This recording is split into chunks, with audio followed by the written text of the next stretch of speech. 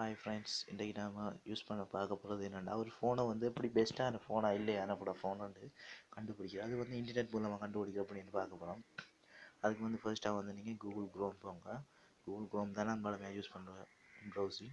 அதில் வந்து gsmarina.com இதை டைப் பண்ணுங்கள். இதை டைப் பண்ணி போட்டு உங்களோட ஃபோன் மாடலை வந்து இந்த இன்பாக்ஸில் அடிங்க. டைப் பண்ணுங்கள்.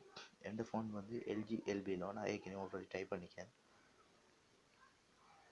டைப் பண்ணுங்கள். எல்ஜி எல்பியில் டைப் பண்ணி கோ கொடுங்க. கோ கொடுத்த பிறகு நான் வந்து இந்த ஃபோனை வந்து இதில் வந்து இப்போ ஃபஸ்ட்டாக பார்க்க வேண்டியது வந்து 5 inches இந்த ஸ்க்ரீன் சைஸ். தென் வந்து என் கேமரா 8 MB 1080pயில் இருக்குது. தென் என் ரேம் வந்து 1 GB ரேம். தென் அதுக்கு பிறகு வந்து பார்க்க வேண்டியது 2540 mAh. இது வந்து பேட்ரி சைஸ் வந்து யூஸ் பண்ணுறது தான் mAh. தென் அதுக்கு பிறகு வந்து ஒரு இது இருக்குது. என்கிட்ட வந்து 3G ஃபோன், அதில் ரிலீஸ் டேட். தென் அதில் வந்து 8GB RAM, 8GB capacity internal memory, 1GB RAM, 32GB வரைக்கும் இதில் ஸ்லோட்டில் வந்து போடலாம்.